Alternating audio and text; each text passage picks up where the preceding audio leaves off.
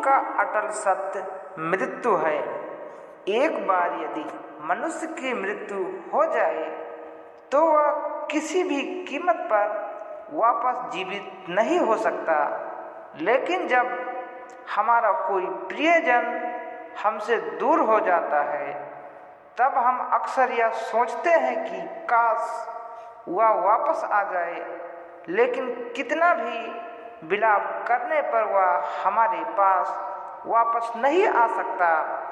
आज की कहानी हमें बताती है कि गौतम बुद्ध ने एक महिला को जीवन के अटल सत्य का ज्ञान कराया। एक बार की बात है, एक महिला गौतम बुद्ध के पास पहुंची और रोने लगी। बुद्ध ने पूछा, क्या हुआ, तुम क्यों रो रही हो? महिला बोली, मेरा पुत्र मर गया है। सुना है आप तो बहुत महान हो, कुछ भी कर सकते हो। आप मुझ पर एक उपकार करो, मेरे पुत्र को जीवित कर दो। यह कहकर वह महिला और जोर जोर से रोने लगी। गौतम बुद्ध बोले, यह तो संभव नहीं है। मरने के बाद किसी भी व्यक्ति को जीवित नहीं किया जा सकता। महिला बोली, मुझे नहीं पता, आपको कैसे भी करके मेरे पुत्र को जीवित करना पड़ेगा, नहीं तो मैं भी जीवित नहीं रह पाऊंगी। क्या आप एक माँ की तकलीफ को नहीं समझते?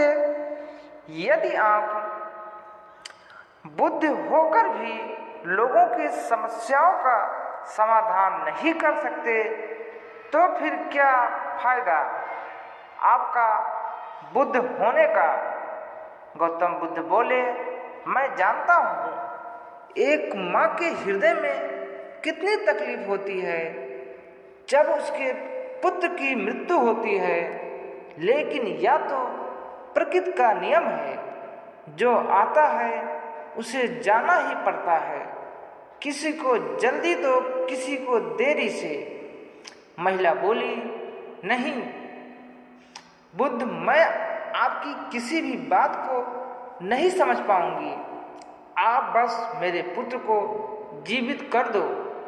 गौतम बुद्ध बोले, ठीक है, अगर तुम्हारा इतना हठ है तो मैं तुम्हारे पुत्र को जीवित कर दूंगा, लेकिन उससे पहले तुम्हें मेरा एक कार्य करना होगा। यदि तुम वह कार्य कर पाई तो मैं तुम्हारे पुत्र को जीवित कर दूंगा। यह सुनकर महिला अत्यंत प्रसन्न हुई और कहने लगी, हाँ बुद्ध, आपका कोई भी कार्य हो, अपने पुत्र के लिए मैं कुछ भी करने को तैयार हूँ। आप मुझे बताइए क्या करना है?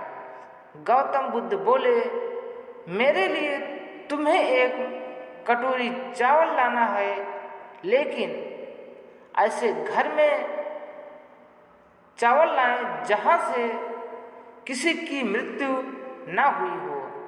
यह सुनते ही महिला सोचने लगी, यह कार्य तो बड़ा आसान कार्य है। इतने बड़े मोहल्ले में ऐसे बहुत से घर होंगे जहाँ पर किसी की भी मृत्यु ना हुई हो। ऐसा सोचकर वह महिला अपने कार्य के लिए निकल पड़ी। वह एक घर का द्वार खटखटाते हुए बोली,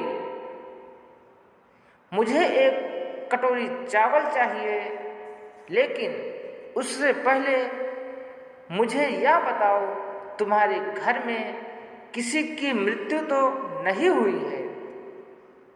उस घर का आदमी बोलता है, 2 वर्ष पहले ही मेरे पिताजी का निधन हो गया। ऐसा सुनकर ही महिला दूसरे घर की ओर निकल पड़ी और दूसरे घर का दरवाजा खटखटाने लगी। तब दूसरे घर से एक महिला निकली।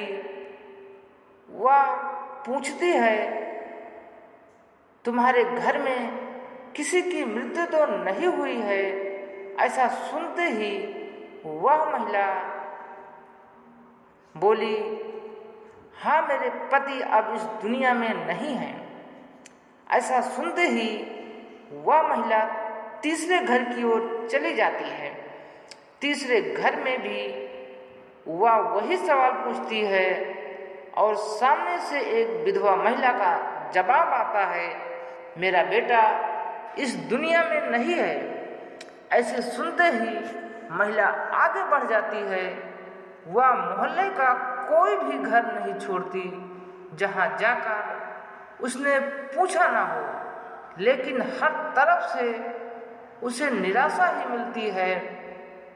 परेशान होकर वह गौतम बुद्ध के पास आ जाती है।